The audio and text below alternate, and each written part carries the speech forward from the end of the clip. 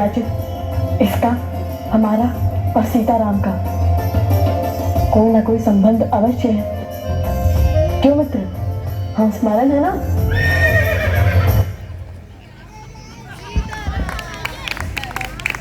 अश्व को पकड़ने जाने की सूचना शत्रुघ्न को मिलती है। यह सुनकर शत्रुघ्न तुरंत युद्ध भूमि में पहुंच जाते हैं।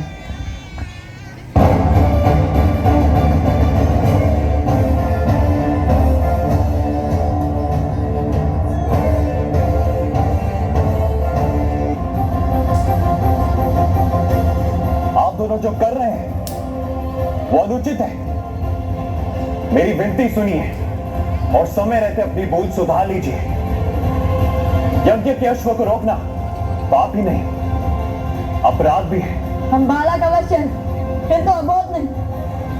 हम आपका बहुत सम्मान करते हैं राजानुज, किंतु अभी ये अश्व हमने पकड़ा है तो उपाय केवल एक ही है, युद्ध।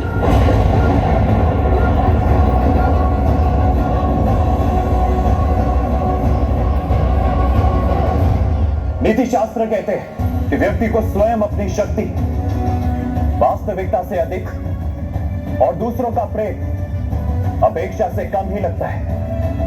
यही भेद आप दोनों के साहस में झलक रहा है। अपनी शक्ति के अनेकों प्रमाण दे चुके हैं हम असुरों के विरुद्ध। मिथिला की प्रतियोगिता में पूरे संसार में अपने बल का डंका बजवा चुके हैं हम। और रही बात दूसरों के प्रेम की, तो हमें आपसे प्रेम की अपेक्षा नहीं है। यदि आप युद्ध से पहले हमें सुप्रभात कह देंगे तब भी हमारी आंखें भर आएंगी। देखिए, मेरे पास पूरी सेना है और आप दोनों बिल्कुल अकेले हैं। युद्ध शास्त्र कहता है कि सेना के सामने युद्ध करने का साहस तो महारथी को भी नहीं करना चाहिए। जैसे सर्पों के टोले में नागराज महाबली होकर भी नहीं जाता। नागराज भले ही ना जाए, गरुड़ या नेवले अकेले जाते हैं सर्पों की टोली में। स्वयं को क्या समझते हो, गरुड़ या नेवला? काल बेलिया जो सर्पों को अपनी बीन पर नचाते हैं। शस्त्र भी उठाएंगे या अयोध्या में केवल वाक युद्ध की प्रथा है। हम वो शत्रु नहीं जो आपकी निरर्थक बातों से ही मर जाए। युद्ध में लव और कुश शत्रुघ्न की पूरी सेना को मूर्छित कर देते हैं।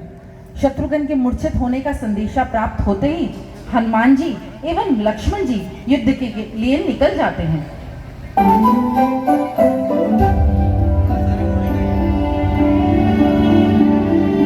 भैया, नंदी तो बड़े बलवान है, उनसे लड़ेंगे कैसे?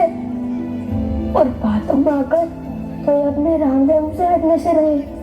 फिर कोई मार्ग भी नहीं है हमारे पास। हमें हनुमान जी से युद्ध ही करना होगा।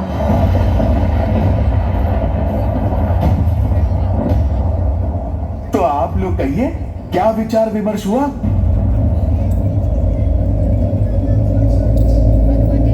आगे बढ़ो बालकों, आपके ये बाण मेरा नाश नहीं बल्कि धर्म का प्रकाश सिद्ध करेंगे।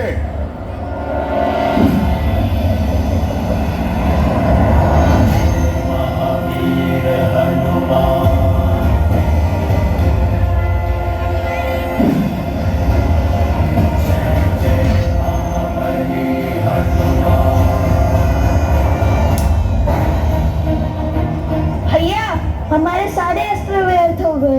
इनसे लड़ना असंभव है, इसलिए तो बार बार पूछ रहा था, इनसे लड़ेंगे कैसे?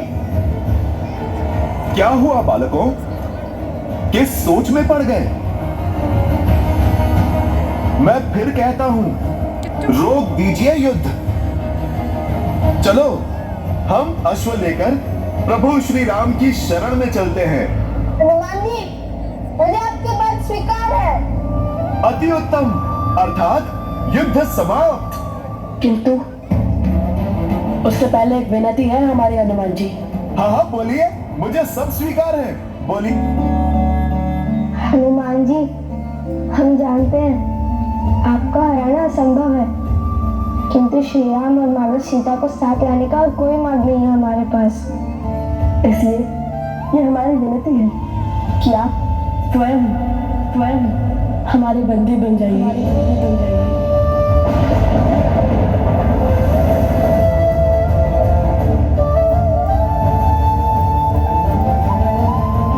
बालकों, तुम दोनों ने सिद्ध कर दिया कि बल के साथ ज्ञान और विनम्रता हो तो सब कुछ संभव है।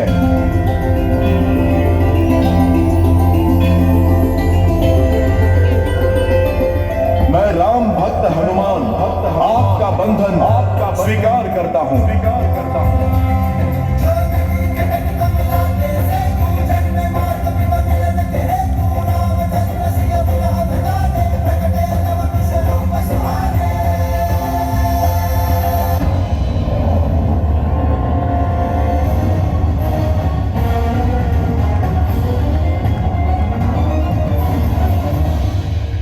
हनुमान जी, आप इस दशा में जो कार्य करने का साहस तीनों लोगों में किसी के पास नहीं है, वो इन दोनों बालकों ने कर लिया।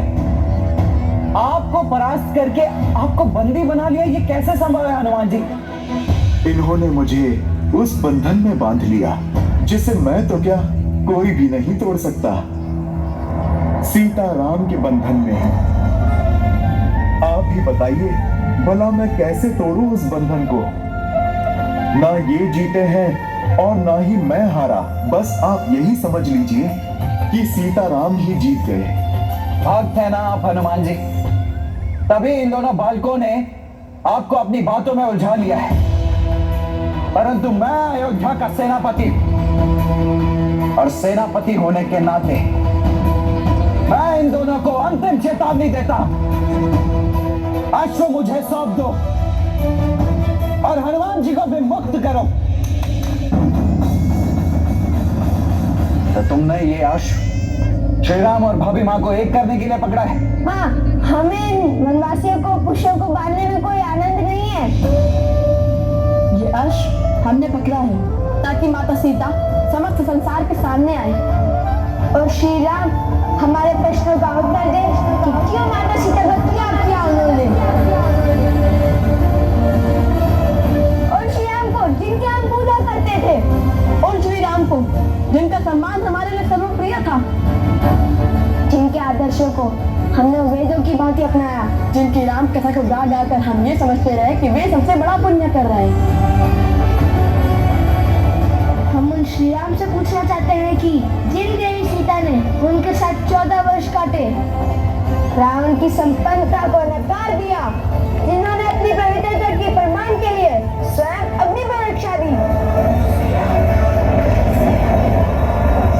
ऐसे प्रेम और समर्पण की मूर्त देवी सीता को क्यों ठुकरा दिया उन्होंने? क्यों त्याग दिया उन्होंने?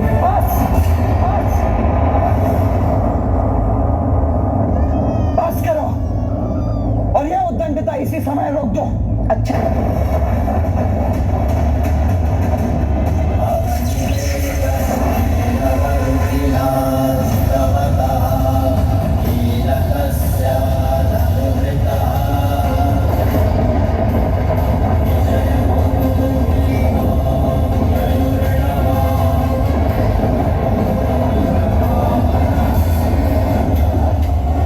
स्मरण रहे लक्ष्मण कि उन बालकों को कोई हानि नहीं होनी चाहिए।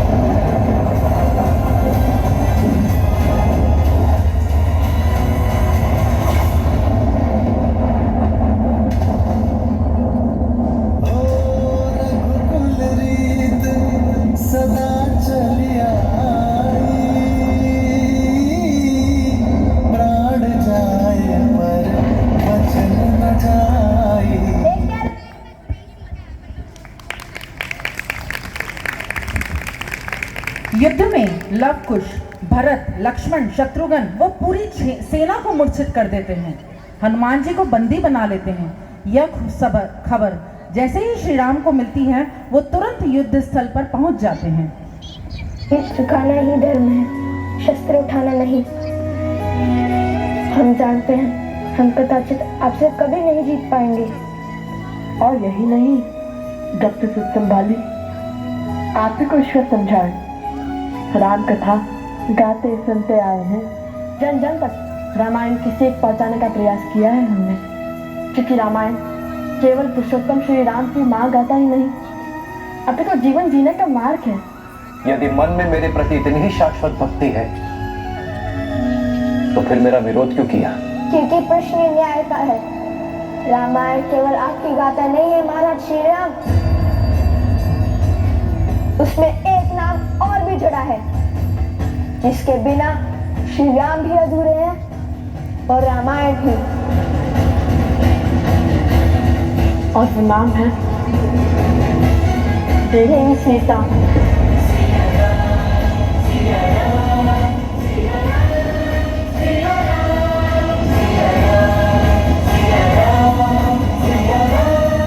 सीता, हमारा उद्देश्य आपसे युद्ध करना नहीं बल्कि अपने प्रश्नों के उत्तर पाना। कैसा प्रश्न? वो प्रश्न जो हर उस जन के मन में है जिसने रामायण पढ़ी, सुनी या घटित होते हुए देखी। वो प्रश्न जिसका उत्तर ना मिला तो रामायण की कथा को कभी संपूर्ण नहीं होने देगा।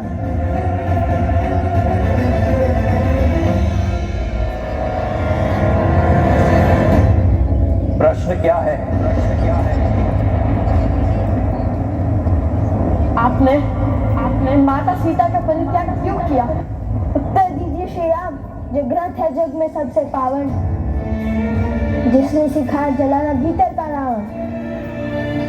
इसका अथाह शुभ कर्म है, जिसने प्रेम दिया, ममता और त्याग समर्पण का मर्म है। पर जिसके अंत में प्रश्न बढ़ा, जो हमारे मन में शीश ताने खड़ा। जब राज धर्म था सब कुछ ही, फिर क्यों पत्नी व्रत का वचन लिया? क्यों त्याग दिया उसको जिसने बरसों संग वन में गमन किया? जो राम है जग में पतित पावन, केवल सीता माँ के कारण।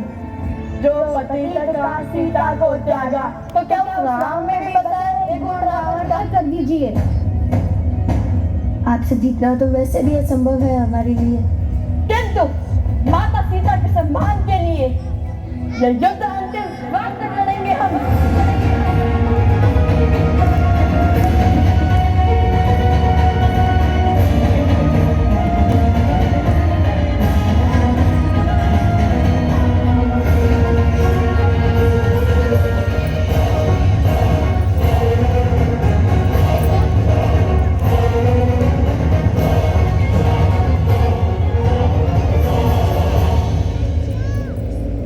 युद्ध आरंभ होने से पूर्व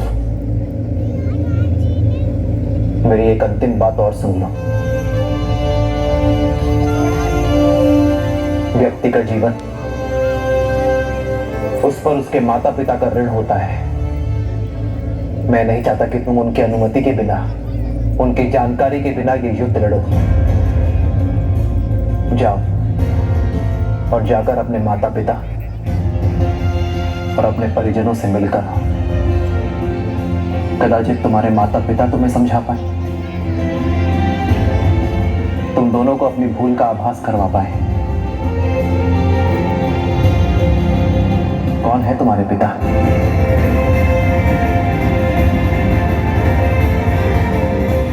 क्या योद्धा के लिए उसके कुल का नाम होना आवश्यक है? हमारी माता ही हमारे पिता हैं।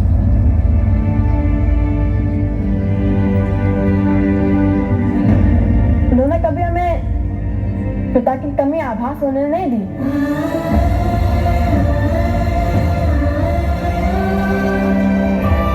मैं किसी के कुल पर प्रश्न नहीं उठाना, पर क्या तुम दोनों की माता को तुम्हारे इस कर्म का ज्ञान है? नहीं। तो जाओ और अपनी माता को इस निर्णय से अवगत कराओ। हो सकता है कि ये सत्य जानकर वो तुम दोनों को ये अनर्थ करने से रोक दे।